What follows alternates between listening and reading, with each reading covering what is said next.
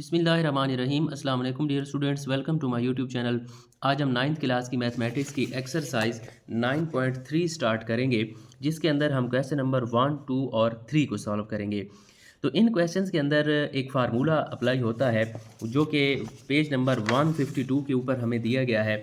वो मैं फार्मूला आपको दिखा दूँ ताकि हमें फिर क्वेश्चन सॉल्व करने में आसानी हो।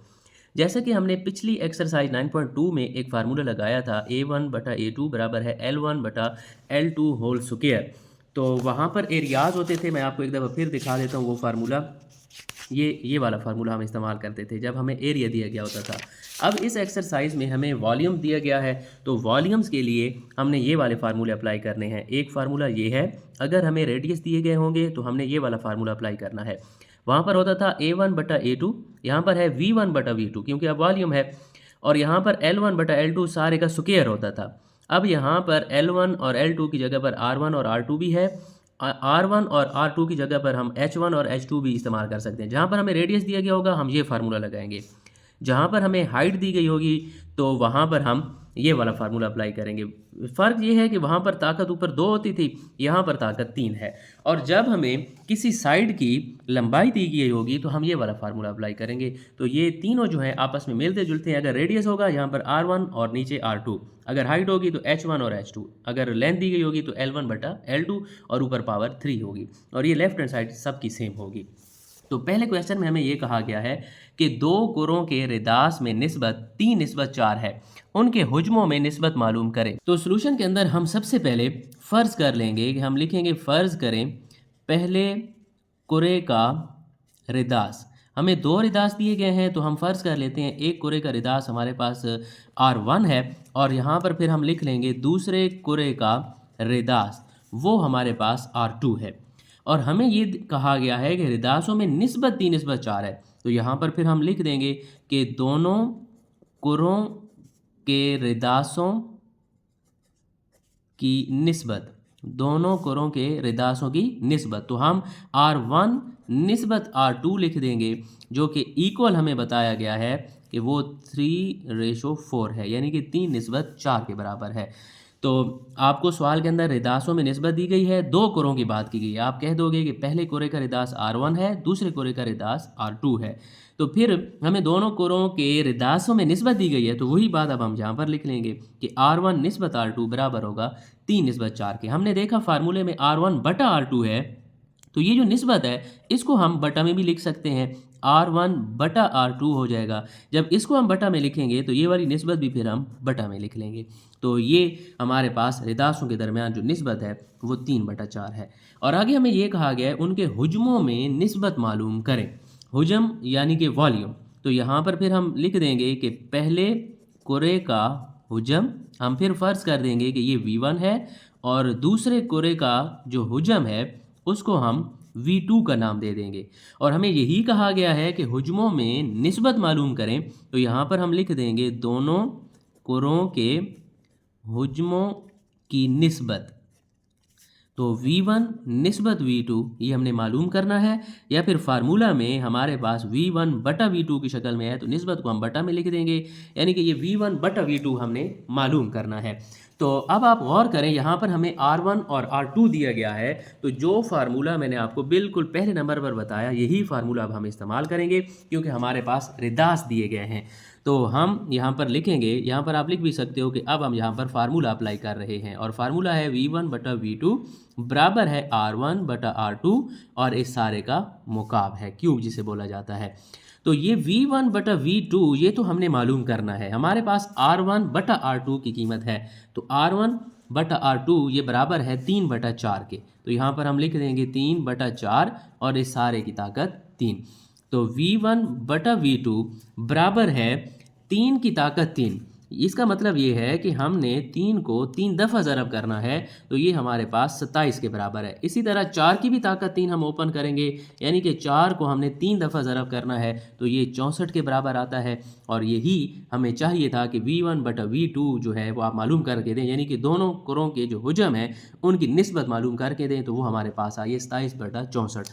तो बहुत ही मुख्तसर सा क्वेश्चन है, छोटा सा क्वेश्चन है। आपने इसको एक तरतीब के साथ लेकर आना है। जो डाटा आपको दिया गया है सबसे पहले आप वो लिख लें, आपके पास उसने सिर्फ इतना बोला है कि रिदासों में निस्बत है, तो आप रिदासों को नाम भी दे दें कि पहले कुरे का रिदास R1, दूसरे का R2। इसी तरह पहले कुरे का हुजम V1 और दूसरे कुरे का हुजम V2 हो जाएगा। तो हमने जस्ट फार्मूले के अंदर कीमत लगाई, मुकाब ओपन किया, तो हमारे पास फाइनल आंसर आ गया। क्वेश्चन नंबर 2 की तरफ चलते हैं। यहाँ पर हमें कहा गया है दो मुनज़्ज़म चार अज़ला के, चार अज़ला मतलब टेट्राहेड्रॉन्स के हुजमों में निस्बत 8/27 है। अब हमें यहाँ पर जो दो अशकाल दी गई हैं सॉलिड्स की, उनके अब हुजमों की हमें निस्बत दे दी गई है और अब हमें ये कहा गया है उनके अज़ला की लम्हाइयों में निस्बत मालूम करें। तो यहाँ पर हमें कहा गया था हुजमों में निस्बत मालूम करें, V1 निस्बत V2 यानी कि V1/V2 ये हमने मालूम करना था। यहाँ पर उसने हुजमों की निस्बत दे दी है और अब ये कहता है कि अज़ला की लम्हाइयों में निस्बत मालूम करें, यानी कि ये पिछले क्वेश्चन से उलट है। तो हम फ़र्ज़ कर लेते हैं कि जो दो मुनज़्ज़म चार अज़ला वाली शक्ल है हमारे पास, उसके जो हुजमों में निस्बत है वो 8/27 है, तो हम उनके हुजमों को V1 और V2 कह देंगे। यहाँ पर हम लिख भी सकते हैं कि पहले चार अज़ला वाली जो शक्ल है हमारे पास, पहले चार अज़ला का हुजम हमारे पास हो गया, इसको हम V1 का नाम दे देंगे और दूसरे चार अज़ला यानी कि जिसे टेट्राहेड्रन कहा जाता है का हुजम ये V2 है। तो हुजमों में निस्बत जो है वो अब हम यहाँ पर कायम करेंगे, यानी कि V1 निस्बत V2 ये हमें दिया गया है 8/27, या फिर फार्मूला में हमारे पास बटा में है तो हम इस निस्बत को बटा में कन्वर्ट कर देते हैं, ये 8/27 हो जाएगा। अब हमें ये कहा गया उनके अज़ला की लंबाइयों में निस्बत मालूम करें। तो यहाँ पर हम लिख देते हैं पहले चार अज़ला वाली जो शक्ल है उसकी लंबाई, उसको हम L1 कह देते हैं और दूसरे चार अज़ला की लंबाई ये हम कह देते हैं कि ये L2 है। लेकिन हमें ये कहा गया है कि उनके अज़ला की लंबाइयों में निस्बत मालूम करें, तो यहाँ पर हम लिख देंगे कि लंबाइयों में निस्बत, तो ये हम लिखेंगे L1 निस्बत L2, ये हमने मालूम करना है, या फार्मूले के मुताबिक हम इसको L1/L2 लिख देंगे, ये हमने मालूम करना है। तो मैंने आपको फार्मूलाज दिखाए हैं कि जो हमें चीज़ दी गई होगी क्वेश्चन में हम उसी के मुताबिक फार्मूला लगाएंगे। अब हमें लंबाइयाँ दी गई हैं तो अब हम ये वाला फार्मूला अप्लाई करेंगे, V1/V2 बराबर है L1/L2 सारे का मुकाब। तो यहाँ पर हम लिख भी सकते हैं फार्मूला, यानी कि हम यहाँ पर अप्लाई कर रहे हैं V1/V2 बराबर है L1/L2 इस सारे का मुकाब। तो V1/V2 इसकी कीमत हमें दी गई है और ये है हमारे पास 8/27। तो यहाँ पर हम ये लिख लेंगे L1/L2 और इस सारे का मुकाब। लेकिन हमें ये ऊपर मुकाब नहीं चाहिए, हमें L1/L2 सिर्फ चाहिए, ये ऊपर से मुकाब हमें ख़त्म करना है। तो आपको पता है कि जब किसी रकम के ऊपर मुरब्बा हो तो उसको ख़त्म करने के लिए हमें जज़र लेना पड़ता है, तो मुरब्बा और जज़र आपस में कैंसिल हो जाते हैं। लेकिन जब हमें ताकत 3 दी गई हो तो हमें तीसरा जज़र लेना पड़ता है, तो ये तीसरा जज़र और मुकाब आपस में कैंसिल हो जाते हैं। तो यहाँ पर हम लिख भी सकते हैं कि दोनों तरफ जज़र उल मुकाब लेने से, यानी कि हम यहाँ पर अब तीसरा जज़र लेंगे तो 8/27, इसके ऊपर भी तीसरा जज़र लगा लेंगे, L1/L2 इस सारे का मुकाब और इसके ऊपर भी हम तीसरा जज़र लगा लेंगे। तो जैसा कि इनकी ताकत 3 है, 8 और 27 की भी हम तजाज़ी कर लेते हैं, इनको भी ताकत 3 में लाने की कोशिश करते हैं। तो 2 वाला टेबल 8 पर 4 दफ़ा, फिर 2 दफ़ा, फिर 2 वाला टेबल 2 पर 1 दफ़ा। तो 8 को हम लिख सकते हैं 2 की ताकत 3। इसी तरह 27 की भी तजाज़ी कर लेते हैं, 3 9 27, 3 3 9, 3 1 3। 27 को भी हम लिख सकते हैं 3 की ताकत 3 और बराबर की इस साइड पर L1/L2 इस सारे का मुकाब और तीसरा जज़र। तो अब आप देखें ये इसकी ताकत 3 और ये तीसरा जज़र जो है कैंसल, इसकी भी ताकत 3 और तीसरा जज़र कैंसल। इसी तरह ये भी ताकत 3 और तीसरा जज़र कैंसल हो जाएंगे, तो हमारे पास यहाँ पर सिर्फ और सिर्फ 2 बच जाएगा और बटा के नीचे 3 और बराबर की इस साइड पर हमारे पास L1/L2 बचेगा। या हम इसको उल्टाकर भी लिख सकते हैं कि L1/L2 इस साइड पर लिख लें और 2/3 हम इधर ले आए। तो यही हमें कहा गया था कि लंबाइयों में निस्बत मालूम करें, यानी कि L1/L2 मालूम करना था, तो वो हमने फार्मूला इस्तेमाल करते हुए मालूम कर लिया है। तो ये बहुत ही आसान तरीन क्वेश्चन है। क्वेश्चन नंबर 3 की तरफ चलते हैं। यहाँ पर हमें क्वेश्चन दिया गया है दो मखरूतों, यानी कि जिन्हें इंग्लिश में कॉन्स कहा जाता है, कि हुजमों में निस्बत 64/125 है। हमें यहाँ पर मखरूत के हुजमों में निस्बत फिर दे दी गई है। और हमें कहा गया है निस्बत मालूम करें। अब यहाँ पर दो हमें जुज़ें दे दी गई हैं, इन दोनों की निस्बत हमने मालूम करनी है। नंबर ए जुज़ में हमने करना है उनकी ऊंचाई में, यानी कि ये जो मखरूत हैं उनकी ऊंचाई में निस्बत मालूम करें। और नंबर दो पर कायदा के रकबों में, यानी कि वो जो मखरूत का नीचे कायदा बना हुआ होता है उसका रकबा हमने मालूम करना है। तो सबसे पहले हम यहाँ पर लिख लेंगे, दो मखरूतों की बात की गई है तो हम फ़र्ज़ कर लेंगे, यहाँ पर फ़र्ज़ करें पहले मखरूत का हुजम, ये हमने पिछले क्वेश्चन में भी इसी तरह फ़र्ज़ किया है, इसको हमने V1 कह दिया है। इसी तरह फिर हम यहाँ पर लिख देंगे दूसरे मखरूत का हुजम, इसको हम फ़र्ज़ कर रहे हैं ये V2 के बराबर है। तो फिर यहाँ पर हमें कहा गया है हुजमों में निस्बत, तो यहाँ पर हम ये भी लिख लेंगे हुजमों में निस्बत जो है इन्हीं दोनों को V1 निस्बत V2 कर लेंगे और ये बराबर हो जाएगा, ये जो हमें निस्बत दी गई है 64 निस्बत 125 के। तो फार्मूला में हमारे पास V1 बटा V2 है, तो इस निस्बत को हम फिर बटा में चेंज कर देंगे, ये भी इसी तरह चेंज हो जाएगा, तो 64 बटा 125 हो जाएगा। तो ये चीज़ हमें क्वेश्चन में गिवन है और ए पार्ट के अंदर हमने उनकी ऊंचाई मालूम करनी है। तो मैंने दरमियान में लाइन लगा दी, इधर हम ए पार्ट सॉल्व करेंगे, यहाँ पर बी पार्ट सॉल्व करेंगे ताकि आमने सामने हो, आपको समझने में आसानी हो। तो पहले पार्ट में हमने उनकी ऊंचाई मालूम करनी है, यानी कि मखरूत की।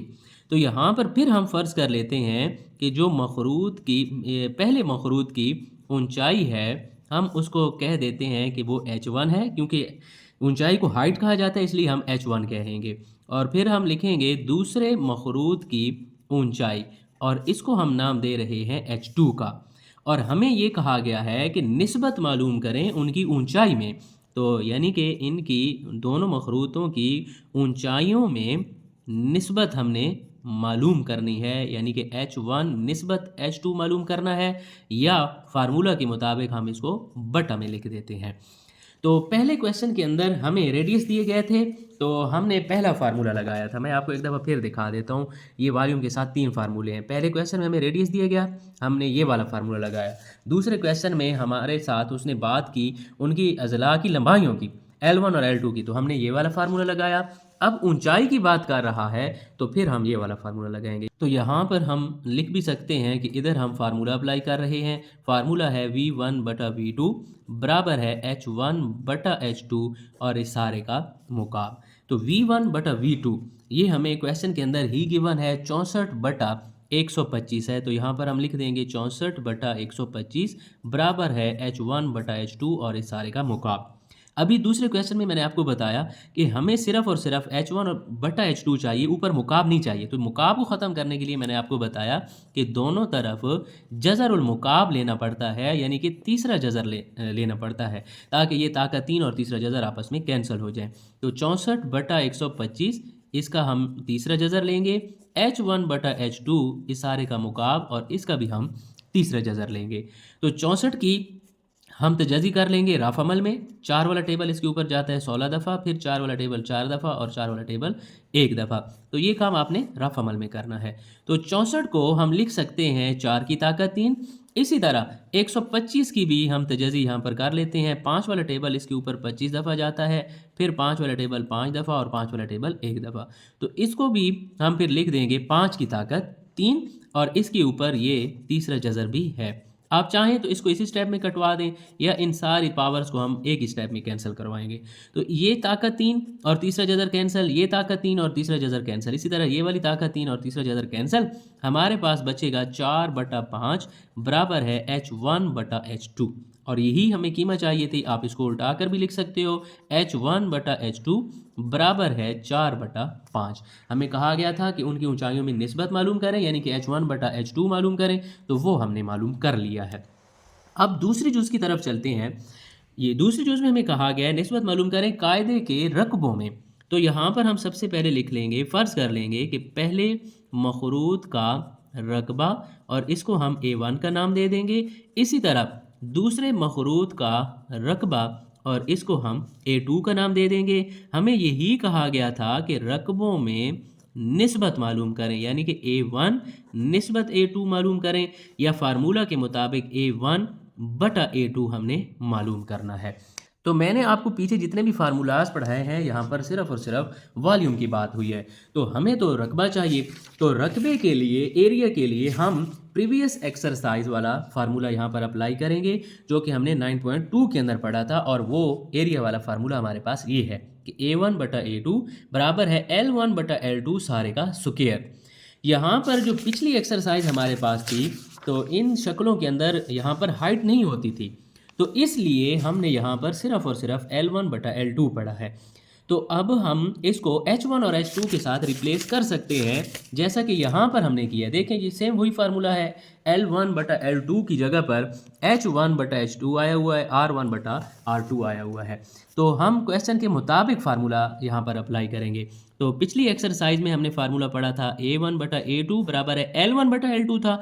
अब यहाँ पर L1 और L2 हमारे पास नहीं है बल्कि H1 और H2 है, तो यही हम यहाँ पर यूज़ करेंगे H1/H2 और इस सारे का स्क्वायर है।